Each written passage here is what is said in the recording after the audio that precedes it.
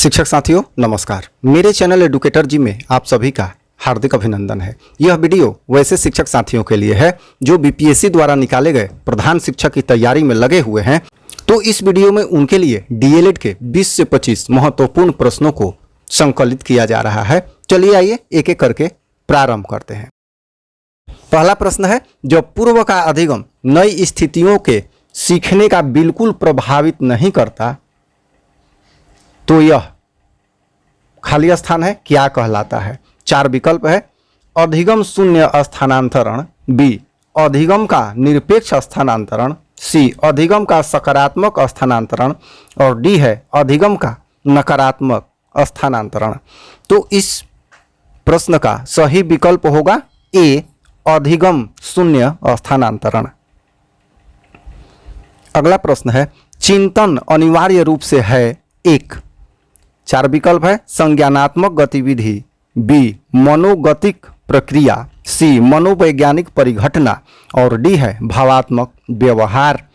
तो इस प्रश्न का सही विकल्प हो जाएगा ए संज्ञानात्मक गतिविधि।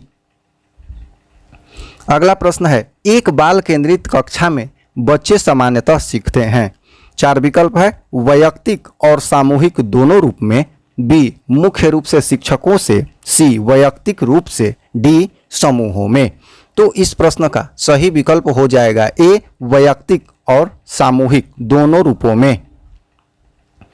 अगला प्रश्न है, पियाजे के अधिगम के संज्ञानात्मक सिद्धांत के अनुसार वह प्रक्रिया जिसके द्वारा संज्ञानात्मक संरचना को संशोधित किया जाता है खाली स्थान है अर्थात क्या कहलाती है?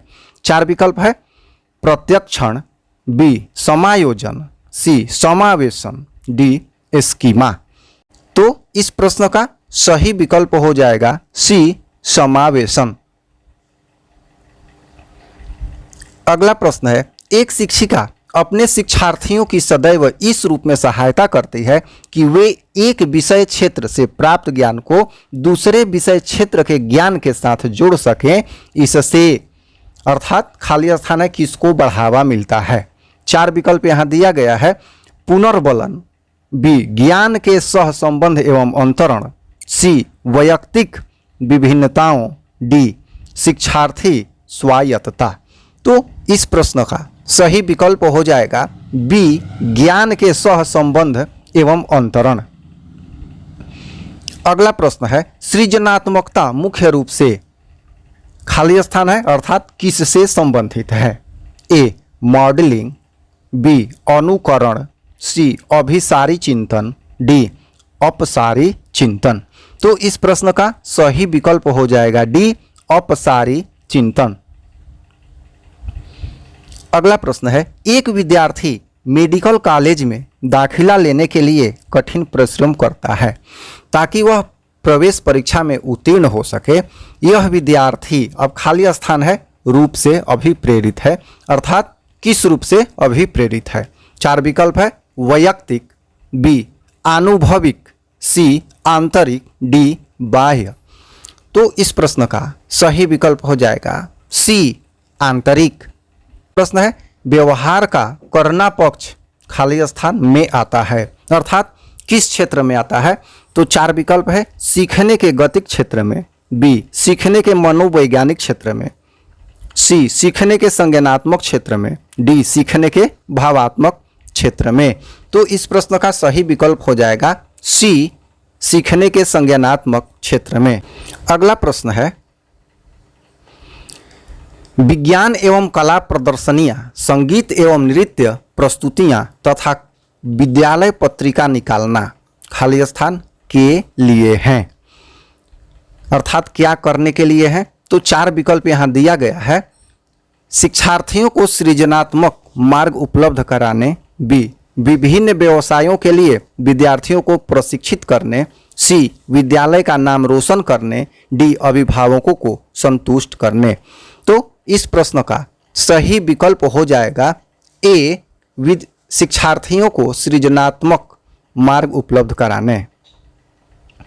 अगला प्रश्न है, एक शिक्षिका अपने शिक्षार्थियों को अनेक तरह की सामूहिक गतिविधियों में व्यस्त रखती हैं जैसे समूह चर्चा, समूह परियोजनाएं, भूमिका निर्वाह आदि। यह सीखने के किस आयाम को उजागर करता है? तो यहाँ 4 विकल्प दिया हुआ है। सामाजिक गतिविधि के रूप में अधिगम, बी मनोरंजन द्वारा अधिगम, सी भाषा निर्देशित अधिगम, डी प्रतियोगिता आधारित अधिगम। तो इस प्रश्न का सही विकल्प हो जाएगा ए सामाजिक गतिविधि के रूप में अधिगम। अगला प्रश्न है, जब एक शिक्षिका दृष्टिबाधिता शिक्षार्थी को कक्षा के अन्य शिक्षार्थियों के साथ सामूहिक गतिविधि में शामिल करती है तो वह, अब 4 विकल्प है यहाँ दिया हुआ है, कक्षा के लिए सीखने हेतु बाधाएं उत्पन्न कर रही है, बी समावेशी शिक्षा की भावना के अनुसार कार्य कर रही है, सी सभी शिक्षार्थियों में दृष्टिबाधिता शिक्षार्थी के प्रति सहानुभूति विकसित करने में मदद कर रही है, डी दृष्टिबाधिता शिक्षार्थी पर संभवतः तनाव बढ़ा रही है। तो इस प्रश्न का सही विकल्प हो जाएगा बी समावेशी शिक्षा की भावना के अनुसार कार्य कर रही है।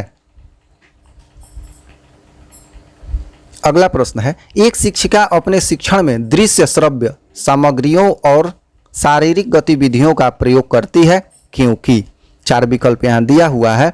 ए शिक्षक को आराम देते हैं, बी वे प्रभावी आकलन को सुगम बनाते हैं, सी वे शिक्षार्थियों को वैविध्य उपलब्ध कराते हैं, डी इनमें अधिकतम इंद्रियों का उपयोग सीखने को संवर्धित करता है। तो इस प्रश्न का सही विकल्प हो जाएगा डी इनमें अधिकतम इंद्रियों का उपयोग सीखने को संवर्धित करता है। अगला प्रश्न है, कोहलबर्ग के अनुसार सही और गलत के प्रश्न के बारे में निर्णय लेने में शामिल चिंतन प्रक्रिया को कहा जाता है। 4 विकल्प है, सहयोग की नैतिकता, बी नैतिक तर्कणा, सी नैतिक यथार्थवाद, डी नैतिक दुविधा। तो इस प्रश्न का सही विकल्प हो जाएगा बी नैतिक तर्कणा। अगला प्रश्न है, शिक्षकों को यह सलाह दी जाती है कि वे अपने शिक्षार्थियों को सामूहिक गतिविधियों में शामिल करें क्योंकि सीखने को सुगम बनाने के अतिरिक्त ये, अब खाली स्थान है कि किसमें सहायता करती हैं। तो विकल्प ए है दुश्चिता, बी है समाजीकरण, सी है मूल्य द्वंद्व, डी है आक्रामकता। तो इस प्रश्न का सही विकल्प हो जाएगा बी समाजीकरण। अगला प्रश्न है, समावेशी शिक्षा उस विद्यालयी शिक्षा व्यवस्था की ओर संकेत करती है जो, अब यहाँ 4 कथन दिए गए हैं।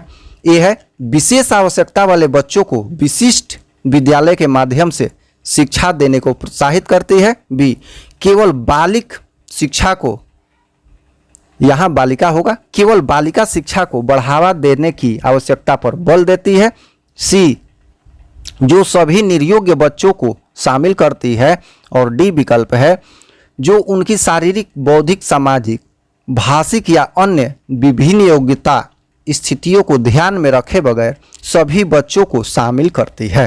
तो इस प्रश्न का यही विकल्प डी होगा जो उनकी शारीरिक बौद्धिक सामाजिक भाषिक या अन्य विभिन्न योग्यता स्थितियों को ध्यान में रखे बगैर सभी बच्चों को शामिल करती है। अगला प्रश्न है, निम्नलिखित में कौन सा मुख्य रूप से आनुवंशिकता संबंधी कारक है? ए आँख का रंग, बी सामाजिक गतिविधियों में भागीदारिता, सी समकक्ष व्यक्तियों के समूह के प्रति अभिवृत्ति, डी चिंतन पैटर्न। तो इस प्रश्न का सही विकल्प हो जाएगा ए आँखों का रंग।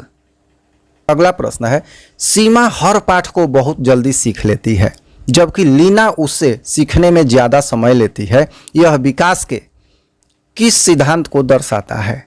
4 विकल्प है, वैयक्तिक विभिन्नता, बी अंतः संबंध, सी निरंतरता, सी है निरंतरता, डी है सामान्य से विशिष्ट की ओर। तो इस प्रश्न का सही विकल्प हो जाएगा ए वैयक्तिक विभिन्नता। अगला प्रश्न है, निम्नलिखित में से खाली स्थान है के अतिरिक्त सभी वातावरणीय कारक विकास को आकार देते हैं? ए पौष्टिकता की गुणवत्ता, बी शिक्षा की गुणवत्ता, सी संस्कृति, डी शारीरिक गठन। तो इस प्रश्न का सही विकल्प हो जाएगा डी शारीरिक गठन। तो इस वीडियो में इतने ही प्रश्न रखे जा रहे हैं। फिर हम लोग अगले वीडियो में कुछ प्रश्नों का लॉट लेकर पुनः उपस्थित होंगे। धन्यवाद।